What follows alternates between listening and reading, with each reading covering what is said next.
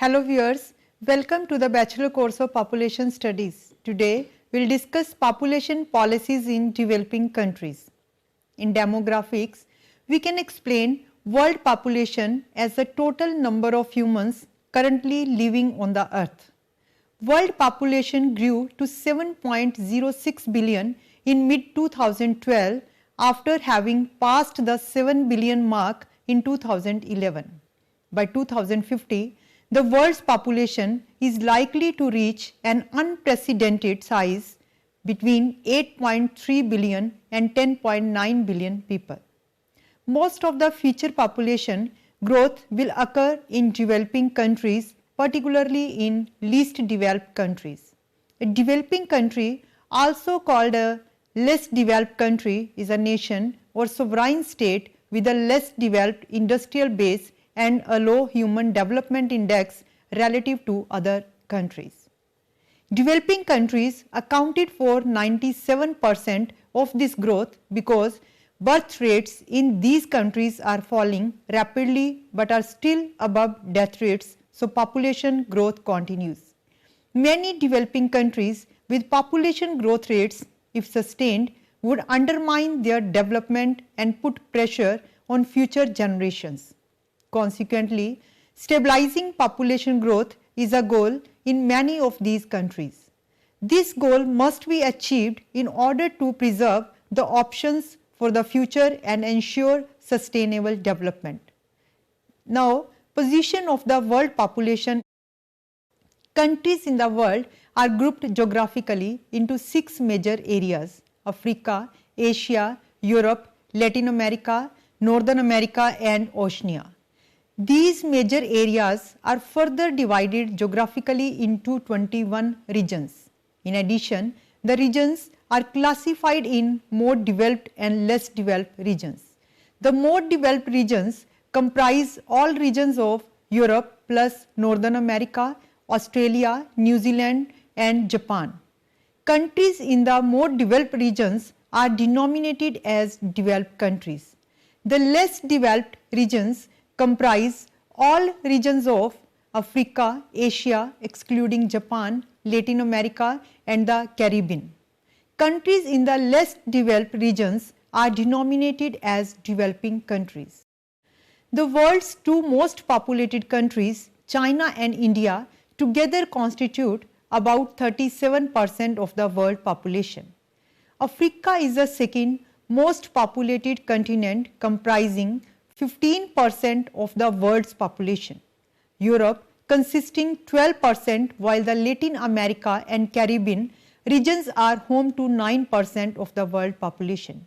It is followed by Northern America and Oceania with their share of 5% and 0.5% respectively. Growth of population in developing countries. Population growth in developing countries is already greater than in developed countries. The world's developing regions will see 1.2 billion people added, a 20.7% increase, while the population of developed countries will increase a mere 3.3%, adding 41 billion to the current 1.3 billion people. Virtually all future population growth will be in developing countries. The poorest of these countries will see the greatest percentage increase. As defined by the United Nations, these countries have especially low income, high economic vulnerability and poor human development indicators such as low life expectancy at birth, very low per capita income and low levels of education. They are growing at 2.4% per year and are projected to reach at least 2 billion by 2050. Now, the causes for high population growth in developing countries. The rapid growth of the world's population over the past 100 years results from a difference between the rate of birth and the rate of death. Main causes of high population growth are: number 1, decline in the death rate. The fall in the death rates, that is decline in mortality rate, is one fundamental causes of overpopulation. Owing to the advancements in medicines, man has found cures to the previously fatal disease.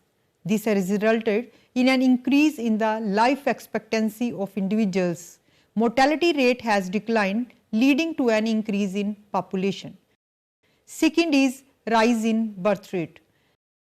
Due to the new discoveries in nutritional science, we have been able to bring in increase in the fertility rates of human beings. Medicines of today can boost the reproductive rate in human beings. Thus, science has led to an increase in birth rate. Third one is migration. Immigration is a problem in some parts of the world. If the rates of emigration from a certain nation do not match the rates of immigration to that country, overpopulation makes its way. The country becomes overpopulated. Next is lack of education. Illiteracy is another important cause of overpopulation. Those lacking education fail to understand the need to prevent excessive growth of population. They are unable to understand the harmful effects that overpopulation has. Next is traditional view towards big families. The traditional social attitude of having many children is considered a benefit as it would mean more hands to help on the field.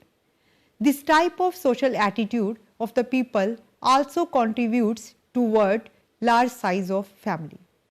Next is lack of family planning. Many developing countries are unaware of the ways to control population. This is one of the major factors leading to overpopulation. Due to ignorance, they do not take to family planning measures, thus contributing to a rise in population. Next is consequences of population growth. Rapid human population growth has a variety of consequences, in which number 1, natural disaster and health problems. Population grows fastest in the world's poorest countries. High fertility rates have historically been strongly correlated with poverty and high childhood mortality rates. Overpopulation and poverty have long been associated with increased death and disease. Next is more poverty. Most of the world's 1.2 billion desperately poor people live in less developed countries. The rapid expansion of population size observed since the end of World War II in the world's poorest nations has been a cause of their poverty. Next is lack of access to enough land and income. Poverty is a condition of chronic deprivation of basic needs.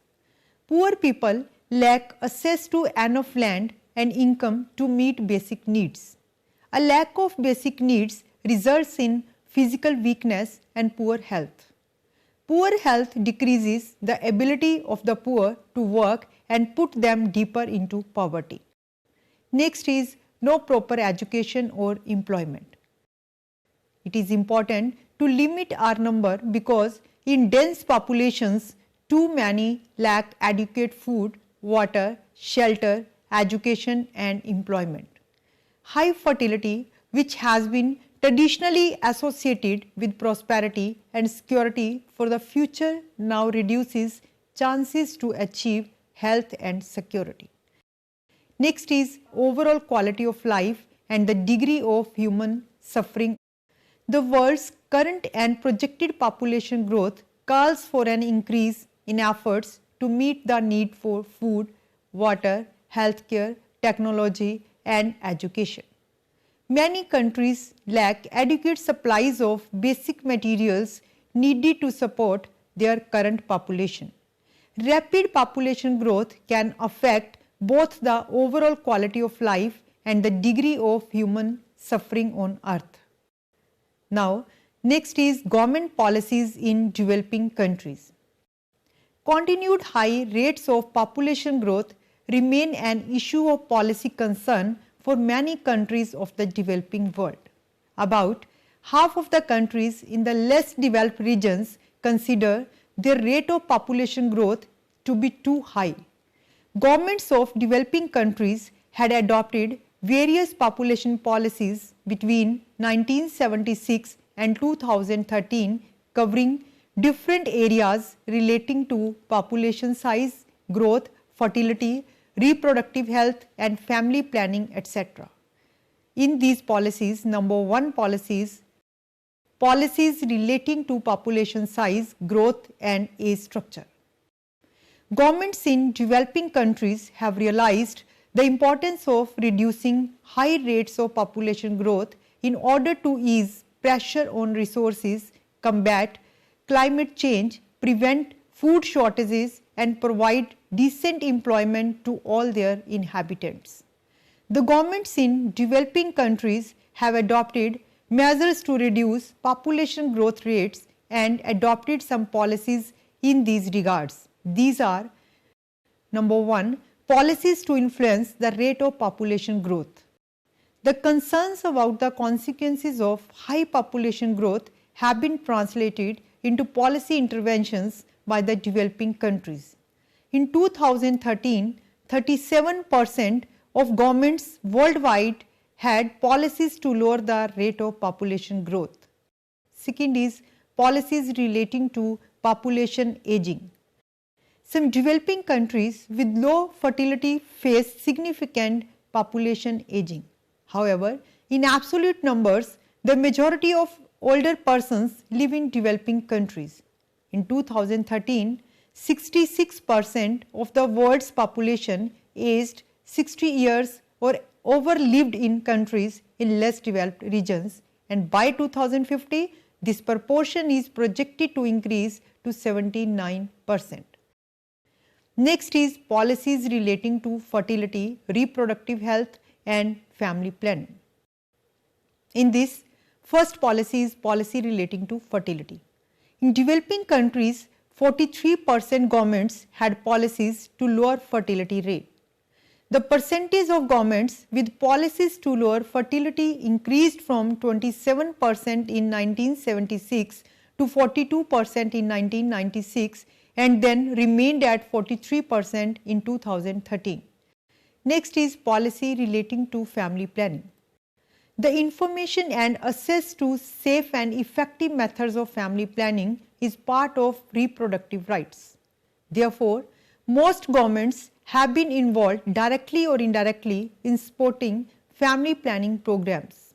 Since the mid-1970s, the percentage of governments providing direct support for family planning has continued to increase in less developed regions from 64% in 1976 to 93% in 2013.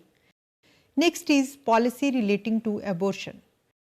The abortion is permitted by almost all countries to save the life of a pregnant woman. However, abortion laws and policies continue to be much more restrictive in countries in less developed regions than in more developed regions, except to save a woman's life. Next is policy relating to violence against women. Gender-based violence not only violates human rights but also has a direct impact on the mental and physical health of women. Many governments have been strengthening legal frameworks and adopting policies to prevent domestic violence, including reinforcing efforts to provide care and support to the victims of such violence. Next is policies relating to health and mortality, in which first one is policy relating to child mortality. Under 5 mortality is a closely monitored population health indicator. It is not only a strong indicator of the health and well-being of children but also of the entire population. Overall, in countries in developing regions, the under 5 mortality rate has declined from 90 deaths per 1000 live births in 1990 to 48 deaths per 1000 live births in 2012. Next is policy relating to maternal mortality.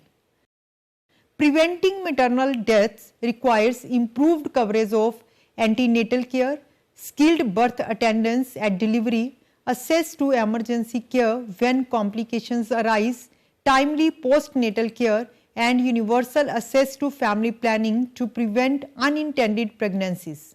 By development level, 3 out of 4 governments in less developed regions considered their level of maternal mortality as unacceptable compared with less than 1 out of 4 governments in more developed regions. Next is policy relating to HIV/AIDS. After years of sustained efforts to curb the HIV/AIDS epidemic, the world has seen dramatic improvements in reducing new HIV infections and lowering mortality from AIDS-related causes in recent years. In 2013, an overwhelming majority of governments expressed a major concern about HIV/AIDS in their countries. Governments in less developed regions were somewhat more likely than in countries in more developed regions to express HIV/AIDS as a major concern. Next is policies relating to migration, in which first one is policy relating to internal migration. The world urban population is projected to increase by 72% by 2050 from 3.6 billion in 2011 to 6.3 billion in 2050. Almost all of this growth in urban population is expected to occur in countries in less developed regions.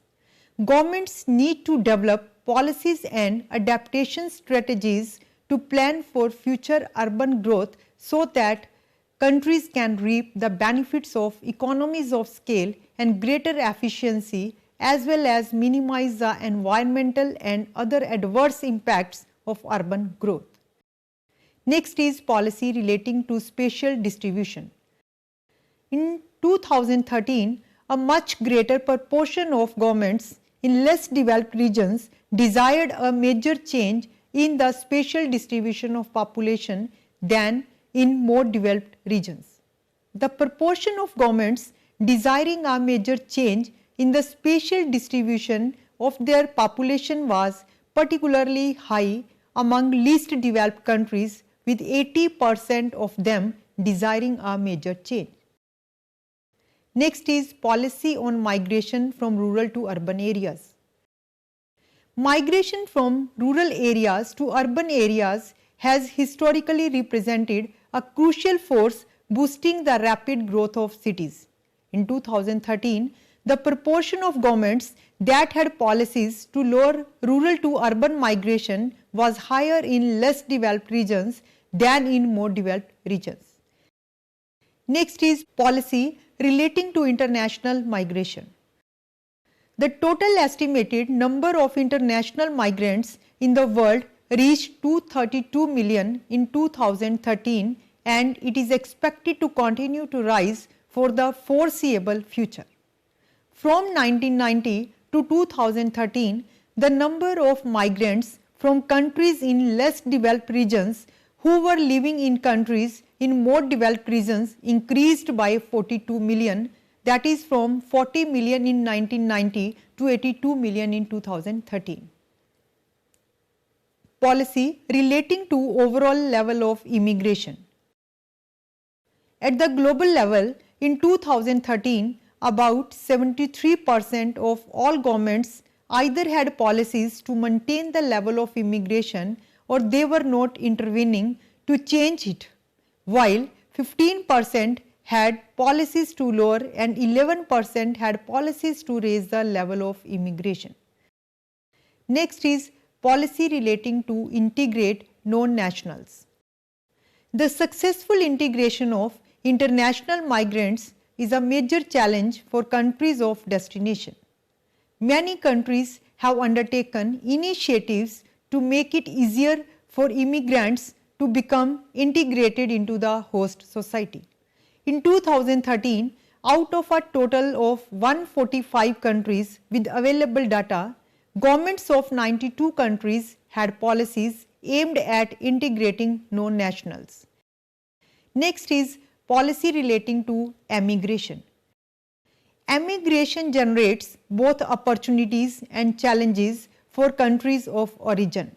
However, some developing countries view emigration as a strategy to boost development not only from remittance or through elevation of labor market pressures, but also by recognizing that their diaspora can contribute to development through financial investments in home countries as well as through transfer of knowledge and skills. Now, the challenges before population policies in developing countries. Number 1. Improving livelihood in an urbanizing world. The rapid pace of urbanization has strained the capacity of governments to provide adequate services to urban dwellers, and the number of persons living in slums has been rising, amounting to about 900 million today. In this light, the goal of improving the lives of 100 million slum dwellers by 2020, one of the goals set forth in the United Nations Millennium Declarations, is a modest one. To achieve improvement of the lives of slum dwellers, programs aimed specifically at improving their access to basic services are necessary. It also calls upon governments to respond to the needs of all citizens, including urban squatters, by facilitating their access to employment, credit, production, marketing opportunities, basic education, health services, vocational training and transportation. A full implementation of these recommendations would certainly contribute to improving the lives of slum dwellers. Next is population aging. The number and proportion of older people are expected to continue increasing in future, leading to population age distributions unprecedented in human history. Given the social and economic implications of such changes, it is essential to integrate the evolving process of global aging within the larger process of development.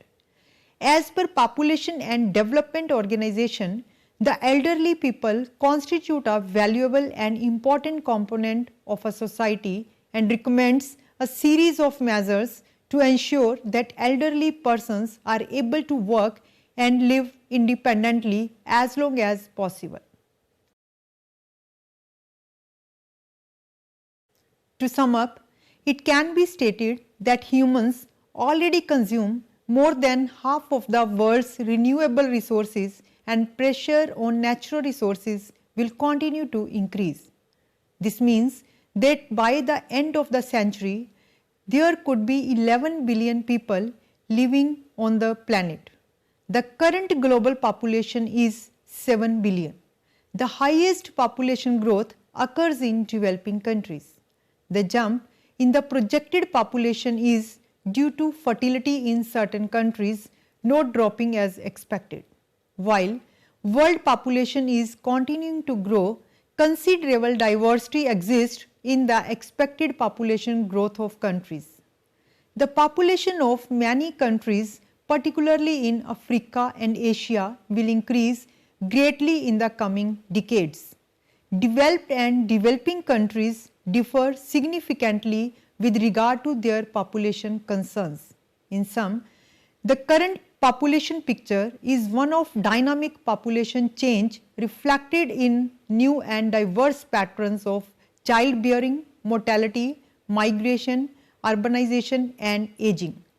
The continuation and consequences of these population trends present opportunities as well as challenges for all societies in the 21st century. That is all for today. In next lecture, we will continue with some related issue. Thank you.